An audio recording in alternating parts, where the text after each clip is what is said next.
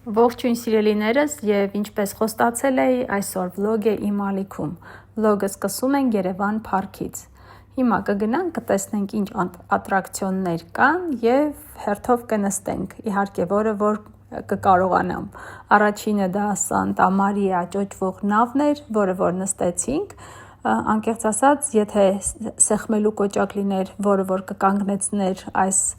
ճոճվող նավը, ես անպայման կսեղմեի, որովհետև իմ համար մի փոքր վախենալու էր։ Հաջորդը, որը նստեցինք, դա պտտվող անիվն էր։ Պտտվող անիվի բարձրությունը 40 մետր է։ Պարզապես հիանալի, գեղեցիկ տեսարան է բացվում այդ վերևի հատվածում, երբ որ հասնում ենք այնտեղ։ Հիմա ցույց կտամ, թե ինչ գեղեցիկ է տեսարանը։ Ուղղակի հիանալի տեսարան է եւ ինչպես տեսնում եք, մայրամուտն էլ ինչքան գեղեցիկ է։ Ավելի նախընտրելի է այնպիսի ժամանակ գալ, որ եւ լույս ժամանակով տեսնեք եւ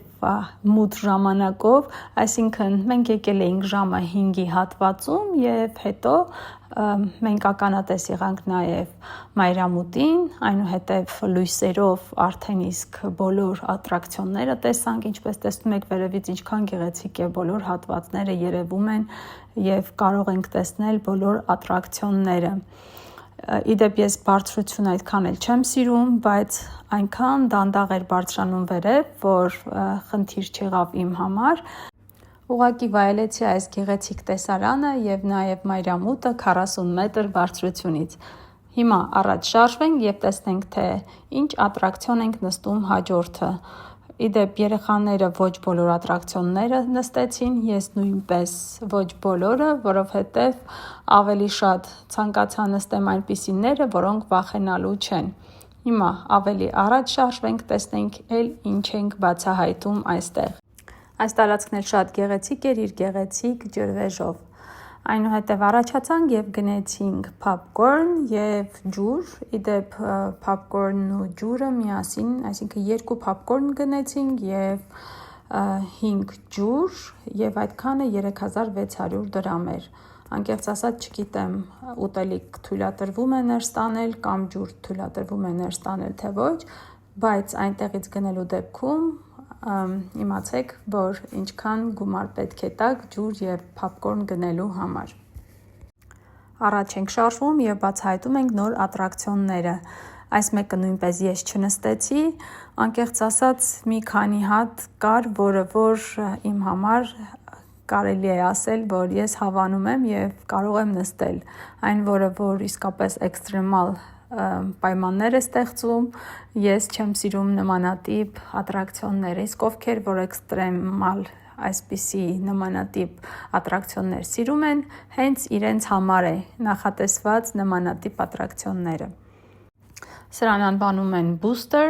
ամենահամարձակների համար է, 40 մետր բարձրություն եւ 65 կմ/ժ արագություն ունեցող բուստերը ոչ միայն Հայաստանի, այլև թերևս տարածաշրջանի ամենաէքստրեմալ ատրակցիոններից է։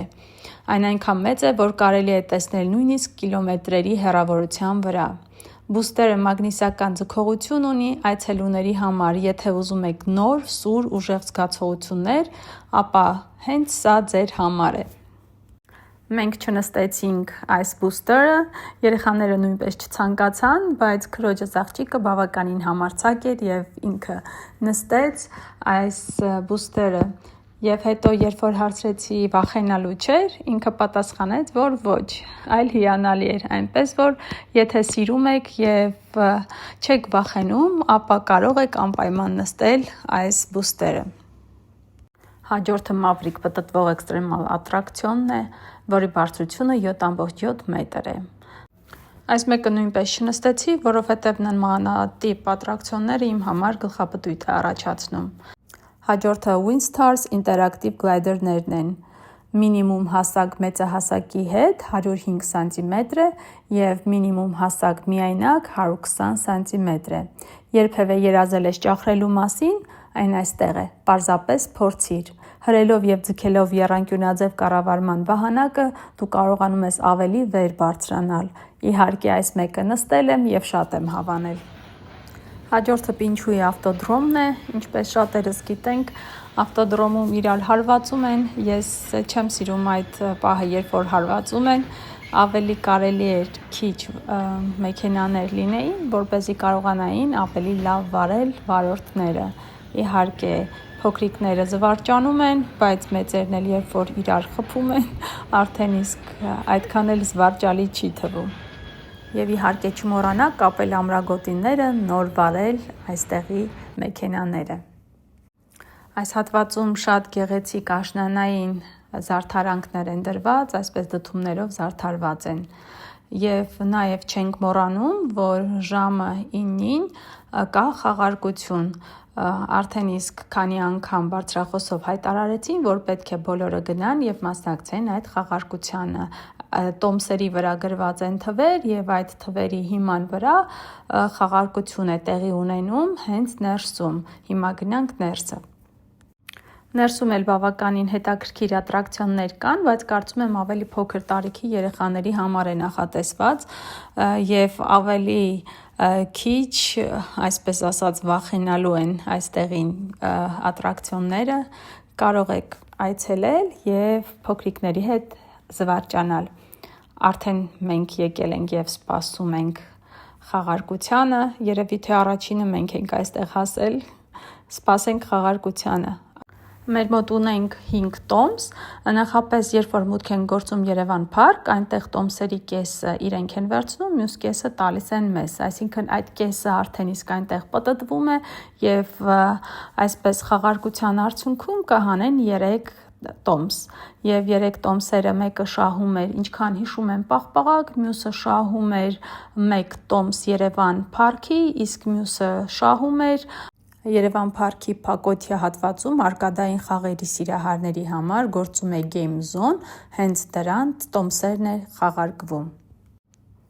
Իսկ այս հատվածում արդեն իսկ խաղահրապարակն է, զվարճանքները սահմաններ չունի։ Երևան Փարքի հսկա երկհարկանի խաղահրապարակը նախատեսված է թե երիտասարդների, թե փոքրիկների զվարճանքների համար, եւ մինչեւ 5 տարեկան երեխաները պետք է լինեն մեծահասակի ուղեկցությամբ եւ նրա վերահսկողության տակ հետևելով անձնակազմի հրահանգներին։ Այս հատվածում էլ շատ գեղեցիկ ու հետաքրքիր ատրակցիոններ կան, որ կարող են օգտվել թե մեծերը, թե փոքրերը, եւ ինչպես ամեն ինչ իր ավարտն ունի, ահա եւ Երևան Փարքն էլ փակում է իր դռները ժամը 10-ին եւ արդեն պետք է գնանք տուն։ Շնորհակալություն սիրելիներս, որ դիտեցիք, եթե հավանել եք, խնդրում եմ մի մոռացեք սեղմել լայք եւ նաեւ թողնել մեկնաբանություն այս տեսանյութի տակ։ Իսկ այս հատվածում արդեն նվերների խանութն է, որտեղից կարող եք գնել հուշանվեր եւ այնուհետեւ գնալ տուն։ Ցտեսություն։